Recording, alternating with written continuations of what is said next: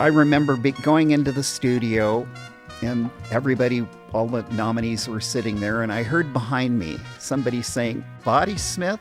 What the hell is a body smith?" I turned around and I said, if you want to know, I can tell you what it is. And they got real quiet.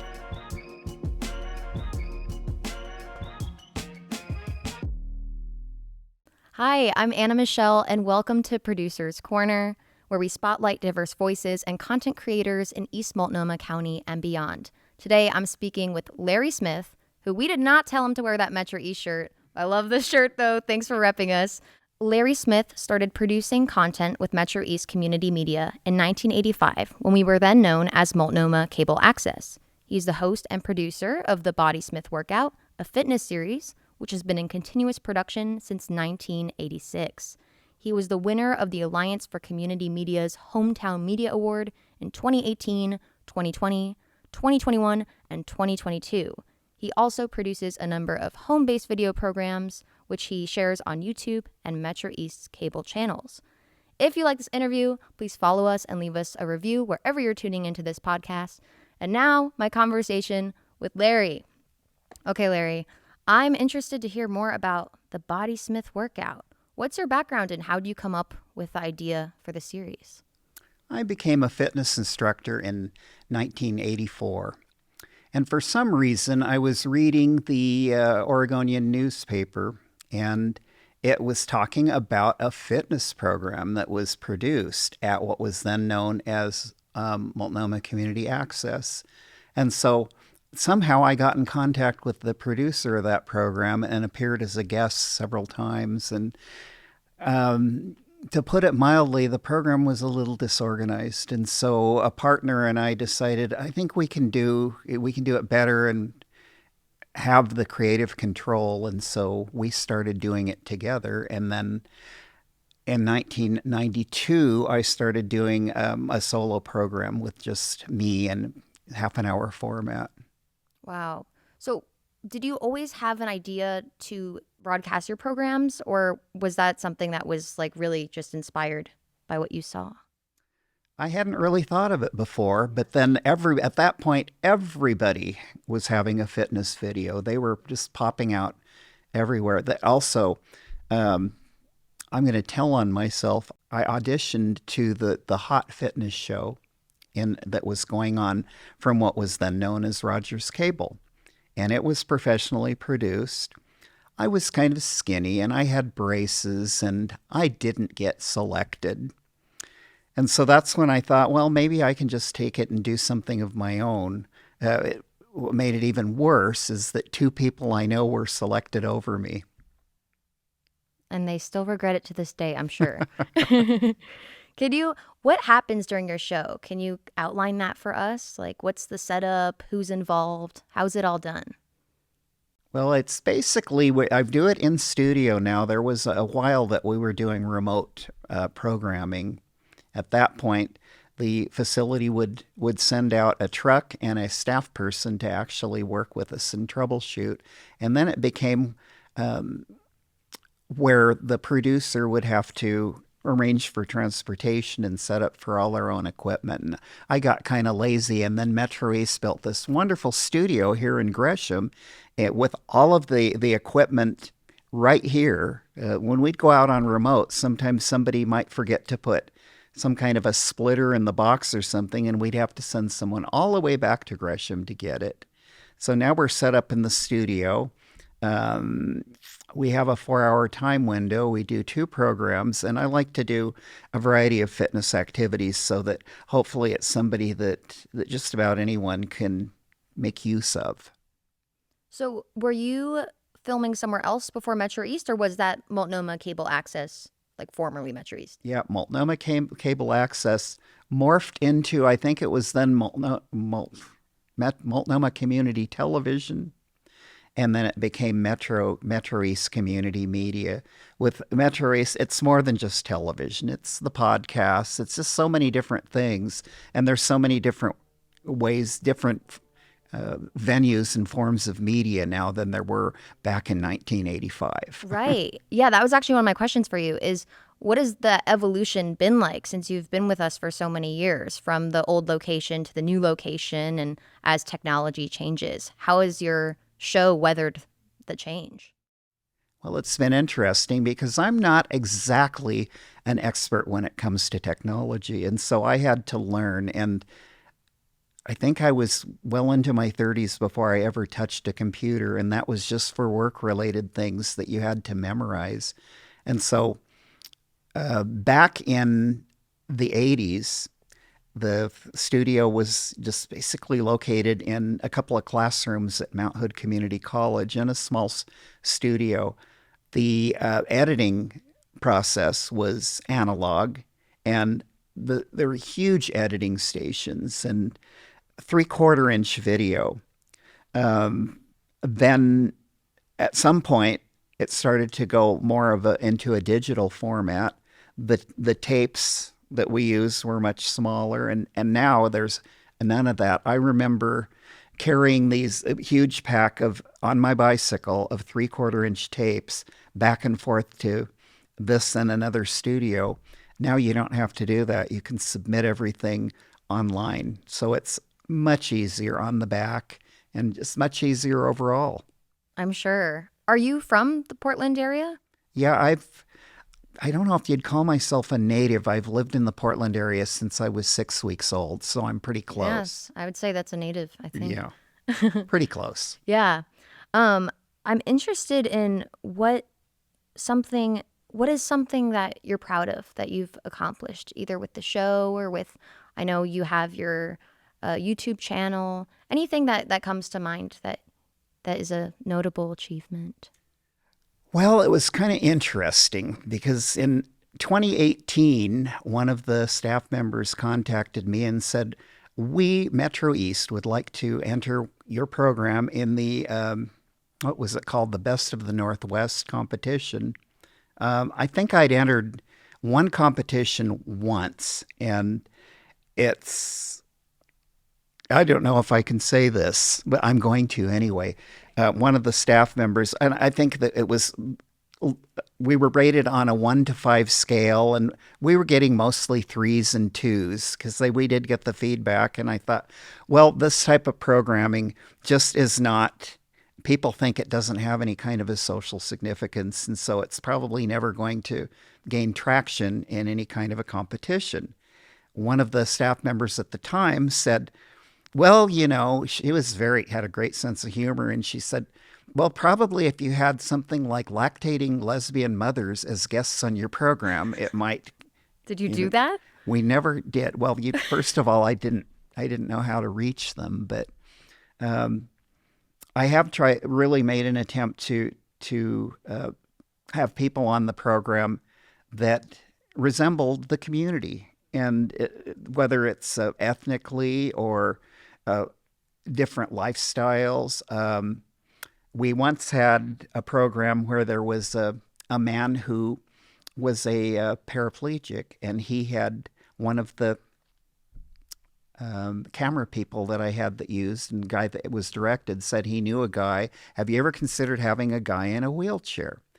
Well, this guy had built a contraption. It was like a treadmill that was totally powered by him. It didn't have a motor. And so I met with him. We had him on the show with his treadmill, and he couldn't do everything that we did, but he was showing adapting that you can still move, you can be active, you can be healthy. I've had people, one woman I had, I think she told me she weighed over 250 pounds, but I wanted people to see that if a larger person can be active and can be healthy. Yeah. I think that's what community media is about, is it's being representative of community. It sounds like your show is doing that. I know fitness, exercise can feel inaccessible to some. So I think that's so cool that you were able to bring in people from different backgrounds and like different bodied people so that you can have that representation. What are the types of exercises you're doing on the show? Just so we can paint a picture for the viewers. Like, what is happening on screen? What would we normally see? We've done things where there is kind of organized choreography, but a lot of things we do now are functional training. I want people to be able to have things where they can keep their balance, their strength, their muscle toning. Because when I started this program, I was in my 20s. I'm not anymore. And I go to high school reunions and things like that, and I see people my age that just their even functional ability has really declined because they have not kept it up. We do things for flexibility. We have just, I think I've got about 90 programs on my YouTube channel, and there's probably just about anybody can find something that they can do that would feel comfortable. Yeah, that's awesome. I know I took a look at your YouTube channel. You have some other content on there. I don't know if you wanted Right. to talk about it, but dahlias, right? The Yeah. flower. Did you want to speak to that at all? Sounds like you have some other projects and passions as well. Yeah, I'm a member of the Portland Dahlia Society and also the president of the Pacific Northwest organization. And so, especially during the pandemic, I got an iPad because you couldn't get anything. The studios were all closed for like a year and a half or so, and started doing content regarding different aspects. Have run a couple of photo contests.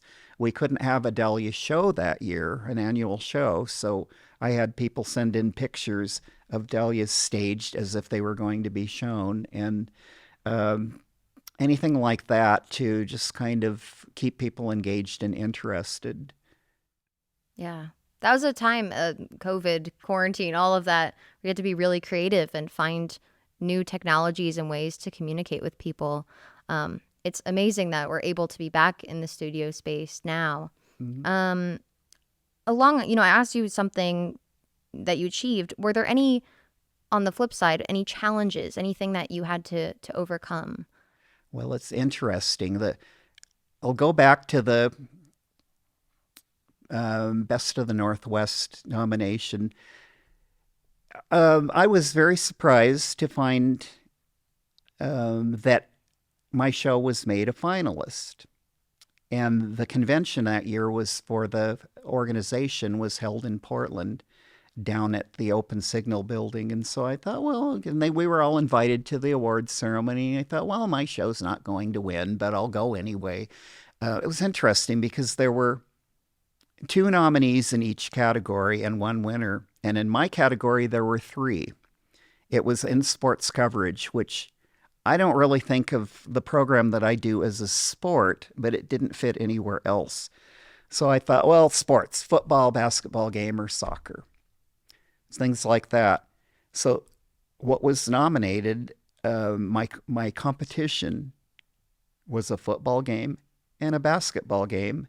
And very interestingly, they were the state championship games that my high school that I went to participated in both games. We were terrible when I went to school, but they're good now. And I remember going into the studio and all the nominees were sitting there, and I heard behind me somebody saying, must have been looking at the program. They go, "Body Smith? What the hell is a body smith? And what's that doing in sports coverage?"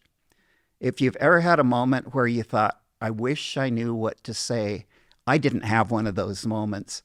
I turned around, and it was people from Salem that had entered the football and basketball game. And I said, if you want to know, I can tell you what it is. It's 27, I think 27 years of providing recreational and fitness opportunities to the community with the goal of reaching people that may not be able to afford to go to a gym or may feel intimidated and not want to go to a gym in order to get people healthy. Maybe if people are healthier, our insurance premiums and copays won't go up so quickly. And I said, so that's what the show's all about. And they got real quiet. I'm sure.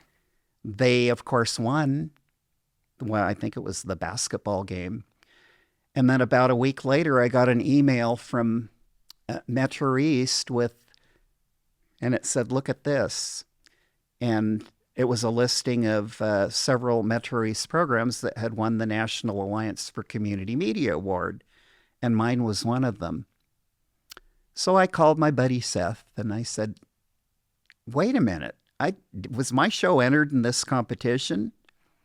And he has a great sense of humor. He said, well, I could withdraw it if you prefer.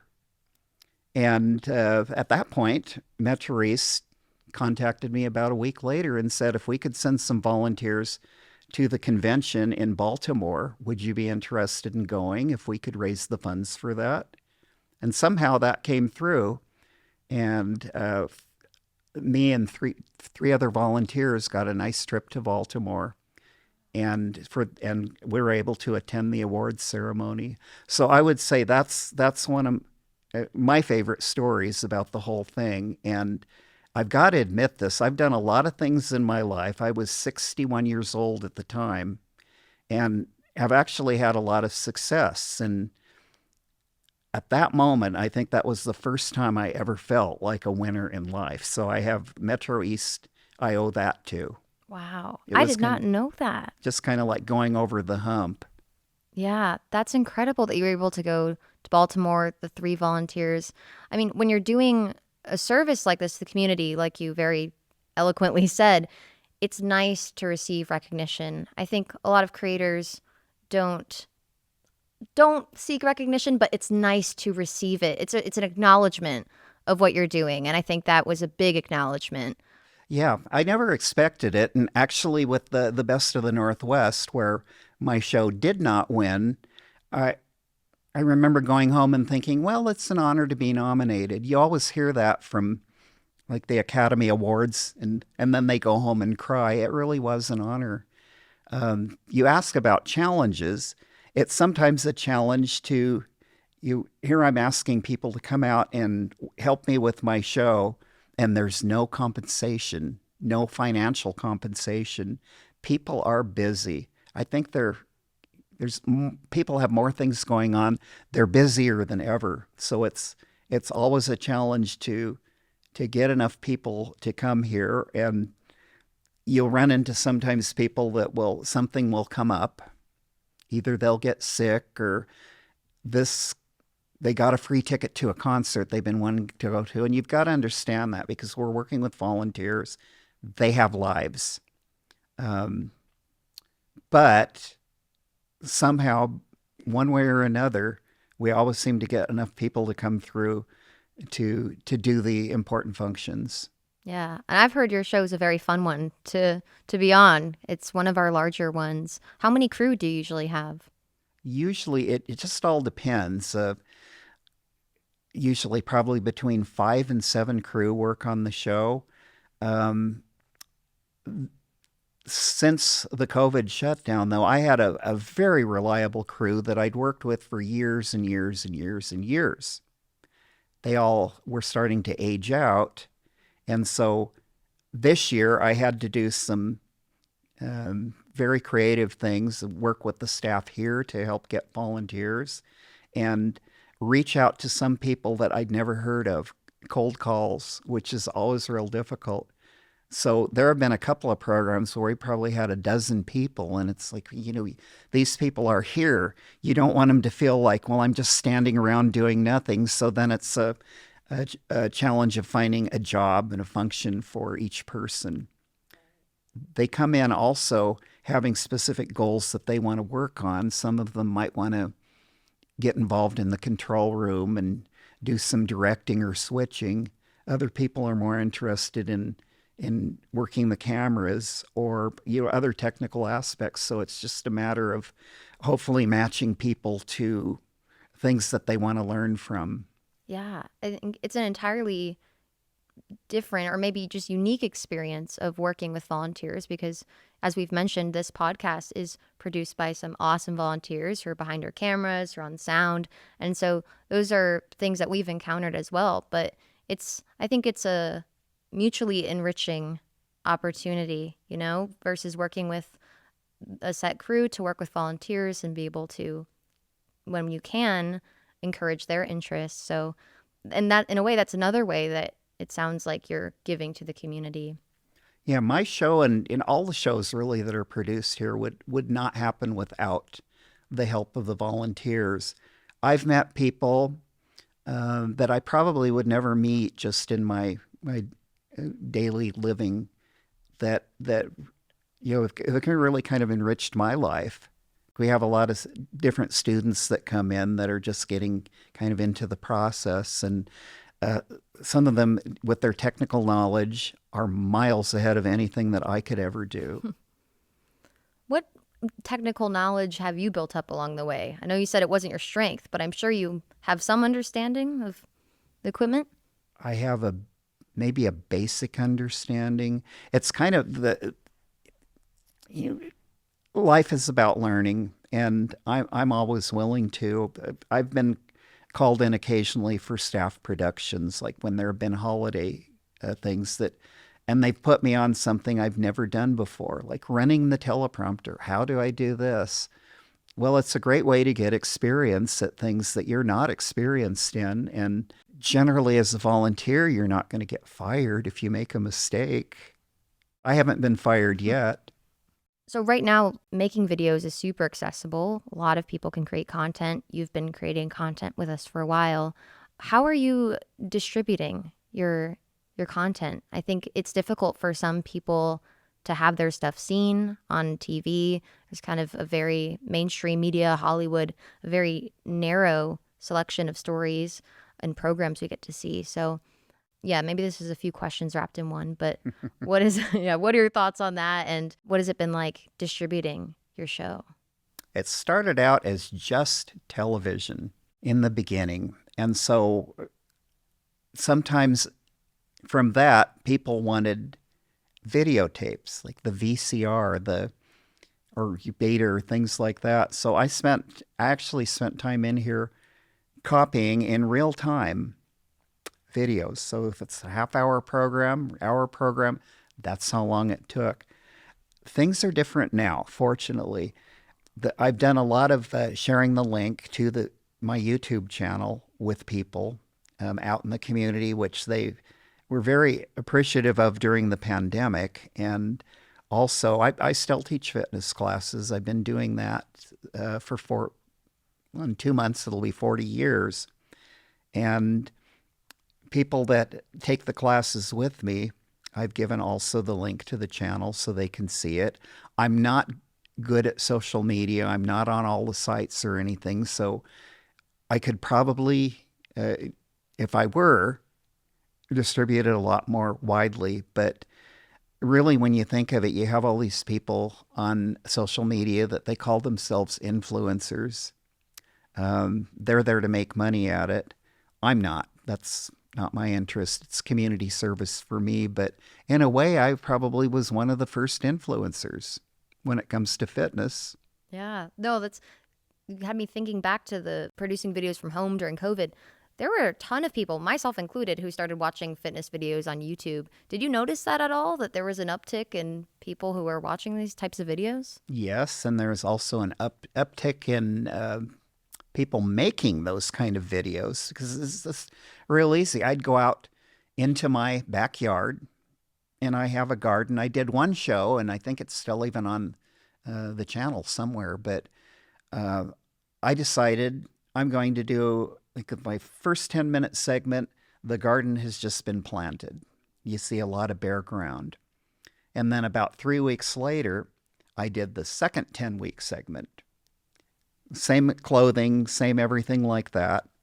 And then in the third, I did it 3 weeks later, and you could see from that one show, an entire garden grew up. Corn that was taller than me, sunflowers.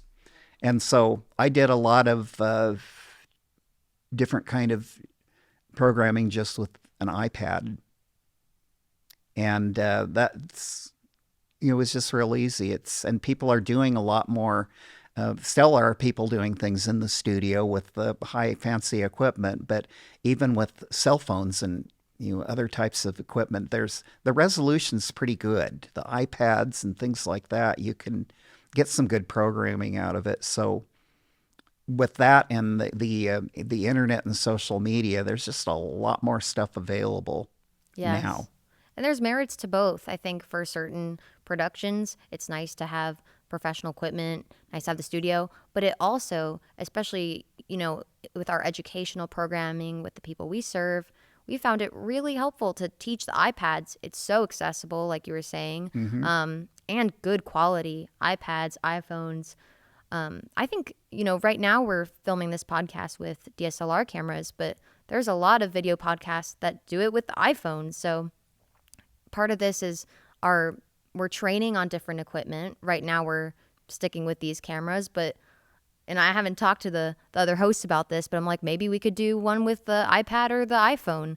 So it's cool that you're using these different technologies, that you have access to. So my last question for you is well, actually I have two more. One is there anything else that you want to share that I haven't asked? That's a big question. I know. When I can draw I feel like I should give that to you. Well, I just want to make sure that people are aware. We're already making them aware of this resource, but there's probably a lot of people out there that could benefit. This is something that I can't imagine how much it would cost if I were to go into a studio and be able to put together a fitness program or anything like that I do. It wouldn't happen. And there's a lot of people out there that have whatever their message is that they want to share. They're not going to be able to do, like, I don't know if I can say this, Lars Larson, one of our local radio people that's been going on and on for, why do we have to have these franchise fees? These people should be paying for this. Everybody else has to pay for it. This is an opportunity for people to get their message, whatever it is out there, more or less unrestricted, and be able to do it free or for an affordable cost. Even someone coming out and wanting to hire the professional services from MetroEast, you're going to get so much better of a deal like that financially than if you were to go to one of the major stations or corporations or something private. This facility and this service is here for the community. They need to know about it, and then they can use it. Wow. That's a better plug than I could ever give. And I did not tell him to do that. Yeah, it's wonderful to be part of. And then my last question out of those last two is, how can people watch your content, and where can we find you online if you want to give yourself a little plug? I don't have an actual website, but if you were to go, here's what I would do, because I'm pretty unsophisticated, but I would go onto the internet, type in the body with an asterisk, one of those little stars, Smith workout, because if you just type in Body Smith, every business that's called Body Smith will come up. The asterisk, something will pop up, one of the programs, and then it will lead you to other programs. And then, of course, it's showing on your local cable television stations in the Portland area. MetroEast shows it Monday, Wednesday, Friday at 5 p.m. on Channel 21. And it also plays Monday, Wednesday, and Friday at 8:30 a.m. on some of the lower cable channels, like there's the Community Access Network on Friday on Channel 11, and then Monday and Wednesday at 8:30 on like 22 and 23. Great. So it's out there. You just have to find it. Yeah. So YouTube, cable, many times. And then on the MetroEast, there's on the website, you can get a lot of the content of my program and a lot of the other programs that have been produced through MetroEast. Awesome. Thank you for pointing us to your content. And thank you for being here with us today. I love your passion and enthusiasm for having diverse people in your shows, showing that fitness is something that can be accessible to everyone. We're just happy to have you as a continued member here. Again, my name is Ana Michelle Morejon with Producers Corner. This podcast is part of MetroEast Community Media, which is a nonprofit community media center in Gresham, Oregon, where we teach the public how to make their own media. And every episode of this podcast is produced by an educational cohort who gets hands-on production experience in our on-site studios. If you like this podcast, make sure to give it a follow and a review wherever you're tuning in from. You can get more information about MetroEast at metroeast.org.